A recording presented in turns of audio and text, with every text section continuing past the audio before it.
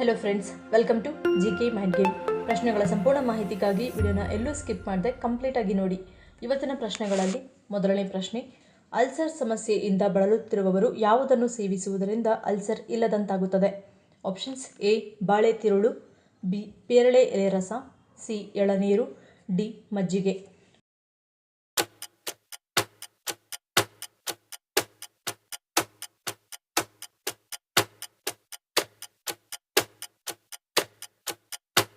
ಸರಿಯಾದ ಉತ್ತರ option A ಬಾಳೆ ತಿರುಳು. ನೇಂದ್ರ ಬಾಳೆಯ ತಿರುಳನ್ನು ಚೆನ್ನಾಗಿ ಬೇಯಿಸಿ ಅದಕ್ಕೆ ಶುಂಠಿಯ ಪುಡಿ ಮತ್ತು ಜೀರಿಗೆ ಪುಡಿಯನ್ನು ಹಾಗೂ ಬೆಲ್ಲವನ್ನು ಸೇರಿಸಿ ಪ್ರತಿದಿನ ಸೇವಿಸುತ್ತಿದ್ದರೆ ಅಲ್ಸರ್ ಇಲ್ಲದಂತಾಗುತ್ತದೆ. ಎರಡನೇ ಪ್ರಶ್ನೆ, ಮನೆಯಲ್ಲಿ ಯಾವ ಹೊಗೆಯನ್ನು ಹಾಕುವುದರಿಂದ ನಮಗೆ ಗೊತ್ತಿಲ್ಲದೆ ಸೇರಿಕೊಂಡಿರುವ ವಿಷ ಜಂತುಗಳು ಹೊರಗೆ ಹೋಗುತ್ತವೆ?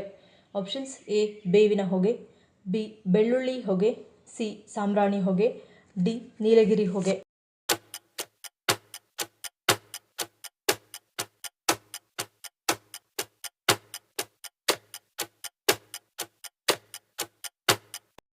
ಸರಿಯಾದ ಉತ್ತರ ಆಪ್ಷನ್ ಬಿ ಬೆಳ್ಳುಳ್ಳಿ ಹೊಗೆ.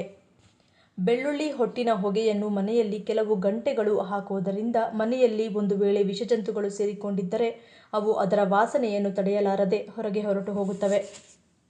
ಮೂರನೇ ಪ್ರಶ್ನೆ, ಹೆಚ್ಚು ಮೂತ್ರ ವಿಸರ್ಜನೆಯಾಗುತ್ತಿದ್ದರೆ ಯಾವುದನ್ನು ಸೇವಿಸುವುದರಿಂದ ಈ ಸಮಸ್ಯೆ ಹತೋಟಿಗೆ ಬರುತ್ತದೆ? ಆಪ್ಷನ್ಸ್: ಎ ದಾಲ್ಚಿನ್ನಿ, ಬಿ ನಾಟಿ ಬೆಲ್ಲ, ಸಿ ಒಣಕೊಬ್ಬರಿ, ಡಿ ಜೇನುತುಪ್ಪ.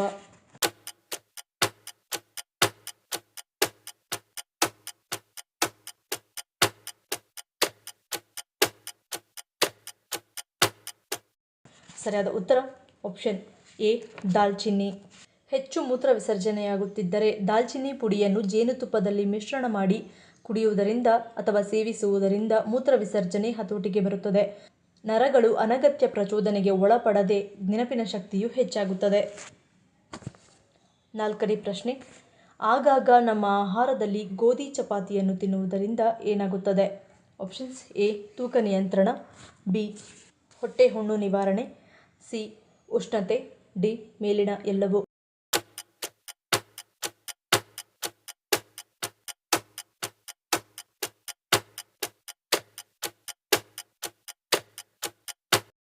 ಸರಿಯಾದ ಉತ್ತರ ಆಪ್ಷನ್ ಬಿ ಹೊಟ್ಟೆ ಹುಣ್ಣು ನಿವಾರಣೆ. ಆಗಾಗ ನಮ್ಮ ಆಹಾರದಲ್ಲಿ ಗೋಧಿ ಹಿಟ್ಟಿನ ಚಪಾತಿಯನ್ನು ತಿನ್ನುವುದರಿಂದ ಹಲ್ಲು ಮತ್ತು ವಸಡುಗಳಿಗೆ ಶಕ್ತಿ ಬರುತ್ತದೆ ಹಾಗೂ ಹೊಟ್ಟೆಯ ಹುಣ್ಣು ನಿವಾರಣೆಯಾಗುತ್ತದೆ. ಐದನೇ ಪ್ರಶ್ನೆ, ಕ್ಯಾನ್ಸರ್ಗೆ ಕಾರಣವಾಗುವ ಜೀವಕೋಶಗಳ ಅಭಿವೃದ್ಧಿಯನ್ನು ತಡೆಯಲು ಯಾವುದು ಸಹಾಯ ಮಾಡುತ್ತದೆ? ಆಪ್ಷನ್ಸ್: ಎ ಬಾಳೆದಿಂಡು, ಬಿ ಗರಿಕೆ ಹುಲ್ಲಿನ ರಸ, ಸಿ ಗೋಮೂತ್ರ, ಡಿ ಕತ್ತೆ ಹಾಲು.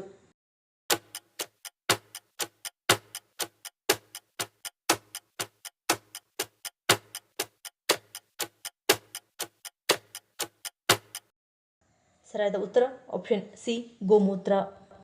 ಗೋಮೂತ್ರ ತೀಕ್ಷ್ಣ ಗುಣವನ್ನು ಹೊಂದಿರುವ ಕಾರಣ ದೇಹದ ಆಳದವರೆಗೂ ಹೋಗುತ್ತದೆ. ಈ ಮೂಲಕ ಪರಕೀಯ ಜೀವಕೋಶಗಳ ಬೆಳವಣಿಗೆಯ ತಡೆಗೆ ಸಹಾಯ ಮಾಡುತ್ತದೆ.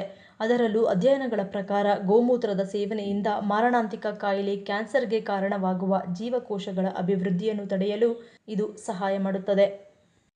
ಆರನೇ ಪ್ರಶ್ನೆ, ತಲೆಯಲ್ಲಿ ಹೊಟ್ಟು ಬರದಂತೆ ತಡೆಯಲು ಯಾವುದನ್ನು ಹಚ್ಚಬೇಕು? ಆಪ್ಷನ್ಸ್: ಎ ಗರಿಕೆ ರಸ, ಬಿ ಕೊಬ್ಬರಿ ಎಣ್ಣೆ, ಸಿ ಹುಣಸೆ ರಸ, ಡಿ ಮದರಂಗಿ.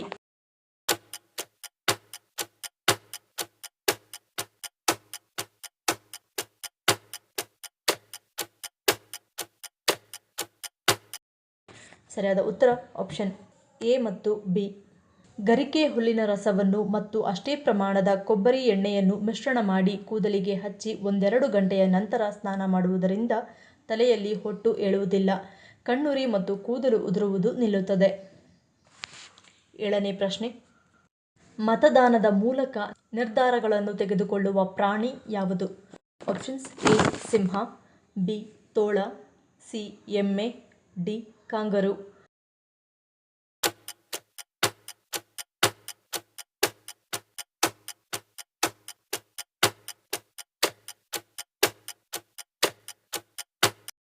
ಸರಿಯಾದ ಉತ್ತರ ಆಪ್ಷನ್ ಸಿ ಎಮ್ಮೆ.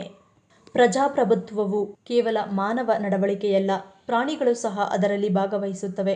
ಆಫ್ರಿಕನ್ ಎಮ್ಮೆ ಪ್ರಯಾಣದ ನಿರ್ಧಾರಗಳನ್ನು ತೆಗೆದುಕೊಳ್ಳಲು ಮತದಾನದ ತಂತ್ರವನ್ನು ಬಳಸುವುದಕ್ಕಾಗಿ ಆಫ್ರಿಕನ್ ಎಮ್ಮೆ ಹಿಂಡುಗಳು ಯಾವ ದಿಕ್ಕಿನಲ್ಲಿ ಪ್ರಯಾಣಿಸಬೇಕೆಂದು ನಿರ್ಧರಿಸಲು ಪ್ರಯತ್ನಿಸುವಾಗ ವಾಸ್ತವವಾಗಿ ಮತದಾನದ ಒಂದು ರೂಪವನ್ನು ಬಳಸುತ್ತವೆ. ಒಂದು ಸಮಯದಲ್ಲಿ ವಯಸ್ಕ ಹೆಣ್ಣುಗಳು ಕುಳಿತುಕೊಳ್ಳುವ ಮೊದಲು ಎದ್ದು ನಿಂತು ನಿರ್ದಿಷ್ಟ ದಿಕ್ಕಿನಲ್ಲಿ ನೋಡುತ್ತವೆ. ಯಾವ ದಿಕ್ಕಿಗೆ ಹೆಚ್ಚು ನೋಟ ಸಿಗುತ್ತದೆಯೋ ಅದು ಸಾಮಾನ್ಯವಾಗಿ ಹಿಂಡು ಸಂಚರಿಸುತ್ತದೆ. ಕುತೂಹಲಕಾರಿಯಾಗಿ ಮತ ವಿಭಜನೆಯಾದರೆ ಹಿಂಡು ವಾಸ್ತವವಾಗಿ ತಾತ್ಕಾಲಿಕವಾಗಿ ವಿಭಜನೆಯಾಗುತ್ತದೆ. ಹಿಂಡಿನೊಳಗಿನ ಸಾಮಾಜಿಕ ಸ್ಥಾನಮಾನವನ್ನು ಲೆಕ್ಕಿಸದೆ ವಯಸ್ಕ ಹೆಣ್ಣುಗಳಿಗೆ ಮಾತ್ರ ಮತದಾನವನ್ನು ಅನುಮತಿಸಲಾಗುತ್ತದೆ.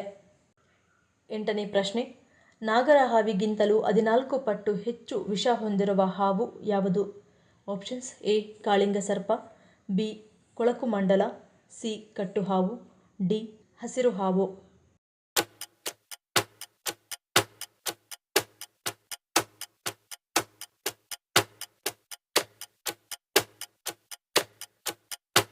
ಸರಿಯಾದ ಉತ್ತರ ಆಪ್ಷನ್ ಸಿ ಕಟ್ಟು ಹಾವು.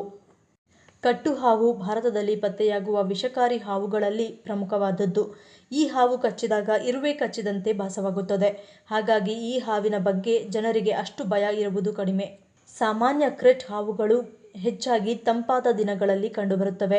ಈ ಹಾವು ಹೆಚ್ಚಾಗಿ ರಾತ್ರಿಯ ಹೊತ್ತಲ್ಲಿ ಮಾತ್ರ ಸಕ್ರಿಯವಾಗಿರುತ್ತದೆ. ಕಚ್ಚಿದ ನಂತರ ವ್ಯಕ್ತಿಯ ದೇಹದಲ್ಲಿ ಹಲ್ಲುಗಳ ಗುರುತುಗಳು ಅಪರೂಪವಾಗಿ ಗೋಚರಿಸುತ್ತವೆ. ರೋಗಲಕ್ಷಣಗಳ ಆಧಾರದ ಮೇಲೆ ಮಾತ್ರ ಇದನ್ನು ಕಂಡುಹಿಡಿಯಬಹುದು. ಆದರೆ ರೋಗ ಲಕ್ಷಣಗಳು ಕಾಣಿಸಿಕೊಳ್ಳುವ ಹೊತ್ತಿಗೆ ಅದು ತುಂಬಾ ತಡವಾಗಿರುತ್ತದೆ. ಇದರ ಕಚ್ಚುವಿಕೆಯು ಪಾರ್ಶ್ವವಾಯುವಿನ ಅಪಾಯವನ್ನು ಸಹ ಉಂಟುಮಾಡಬಹುದು. ಕಟ್ಟು ಹಾವು ಕಚ್ಚುವಿಕೆಯ ಹೆಚ್ಚಿನ ಪ್ರಕರಣಗಳು ನೆಲದ ಮೇಲೆ ಮಲಗುವ ಜನರಲ್ಲಿ ಸಂಭವಿಸುತ್ತವೆ. ತಜ್ಞರ ಪ್ರಕಾರ ದೇಹದ ಉಷ್ಣತೆಯನ್ನು ಗ್ರಹಿಸದ ಈ ಹಾವುಗಳು ದೇಹದ ಹತ್ತಿರ ಬಂದು ದೇಹಕ್ಕೆ ಸಂಪೂರ್ಣವಾಗಿ ಅಂಟಿಕೊಳ್ಳುತ್ತವೆ. ಪಕ್ಕಕ್ಕೆ ತಿರುಗಿದಾಗ ಹಾವು ಕಚ್ಚುತ್ತದೆ. ಹೆಚ್ಚಿನ ಸಂದರ್ಭದಲ್ಲಿ ಈ ಹಾವುಗಳು ವ್ಯಕ್ತಿಯ ಎದೆ, ಹೊಟ್ಟೆ ಮತ್ತು ಕಂಕುಳಲ್ಲಿ ಕಚ್ಚುತ್ತವೆ. ಈ ಹಾವುಗಳು ಬೆಚ್ಚಗಾಗಲು ಬಟ್ಟೆ ಮತ್ತು ಹಾಸಿಗೆಗಳನ್ನು ಹೊಕ್ಕುವುದು ಹೆಚ್ಚು. 9ನೇ ಪ್ರಶ್ನೆ, ಪ್ರತಿನಿತ್ಯ ಬಾಳೆಹಣ್ಣು ತಿನ್ನುವುದರಿಂದ ಏನಾಗುತ್ತದೆ? ಆಪ್ಷನ್ಸ್: ಎ ಬಿಪಿ ನಿಯಂತ್ರಣ, ಬಿ ತೂಕ ಹೆಚ್ಚಳ, ಸಿ ಜೀರ್ಣಶಕ್ತಿ ವೃದ್ಧಿ, ಡಿ ಮೇಲಿನ ಎಲ್ಲವೂ.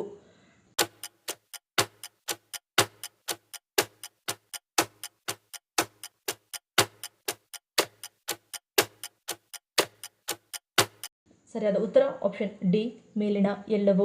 ಪ್ರತಿದಿನ ಬಾಳೆಹಣ್ಣು ತಿನ್ನುವುದರಿಂದ ಅನೇಕ ಪ್ರಯೋಜನಗಳಿವೆ. ಅದರಲ್ಲಿ ಮುಖ್ಯವಾದದ್ದು ಜೀರ್ಣಶಕ್ತಿ. ಯಾರಿಗೆ ಜೀರ್ಣಶಕ್ತಿ ಕಡಿಮೆ ಇರುತ್ತದೆ ಅವರಿಗೆ ಕರುಳು ಸರಿಯಾಗಿ ಕೆಲಸ ಮಾಡುವುದಿಲ್ಲ. ಅಂತಹವರಿಗೆ ಮಲಬದ್ಧತೆ ಮತ್ತು ಬೇದಿ ಸಾಮಾನ್ಯವಾಗಿರುತ್ತದೆ. ನಾರಿನ ಪ್ರಮಾಣ ಹೆಚ್ಚಾಗಿರುವ ಬಾಳೆಹಣ್ಣು ತಿನ್ನುವುದರಿಂದ ಕರುಳಿನ ಭಾಗಕ್ಕೆ ಹೆಚ್ಚಿನ ಪ್ರಮಾಣದಲ್ಲಿ ನೀರಿನ ಅಂಶ ಸಿಕ್ಕಂತಾಗಿ ಕರುಳು ಚೆನ್ನಾಗಿ ಕೆಲಸ ಮಾಡಲು ಪ್ರಾರಂಭ ಮಾಡುತ್ತದೆ. ಇಂತಹ ಸಮಸ್ಯೆಗಳು ಸಹ ಸುಲಭವಾಗಿ ನಿವಾರಣೆಯಾಗುತ್ತವೆ. ಈ ಪ್ರಶ್ನೆಗಳಲ್ಲಿ ನೀವು ಎಷ್ಟು ಪ್ರಶ್ನೆಗಳಿಗೆ ಸರಿ ಉತ್ತರವನ್ನು ಕೊಟ್ರಿ ಅನ್ನೋದನ್ನು ಕಮೆಂಟ್ ಮಾಡಿ ತಿಳಿಸಿ. ಈ ವಿಡಿಯೋ ನಿಮ್ಗೆ ಇಷ್ಟ ಆಗಿದ್ರೆ ಮರೀದೆ ಲೈಕ್ ಮಾಡಿ, ಶೇರ್ ಮಾಡಿ, ಸಬ್ಸ್ಕ್ರೈಬ್ ಮಾಡಿ. ನನ್ನ ಚಾನಲ್ನ ಇನ್ನೂ ಸಬ್ಸ್ಕ್ರೈಬ್ ಮಾಡಿದೆ ಹಾಗೆ ವಿಡಿಯೋಸ್ ನೋಡ್ತಿದ್ರೆ ಪ್ಲೀಸ್ ಸಬ್ಸ್ಕ್ರೈಬ್ ಮಾಡಿ, ಸಪೋರ್ಟ್ ಮಾಡಿ. ಮತ್ತೊಂದು ಇಂಟ್ರೆಸ್ಟಿಂಗ್ ವಿಡಿಯೋದೊಂದಿಗೆ ಸಿಗ್ತೀನಿ. Until love you all, take care.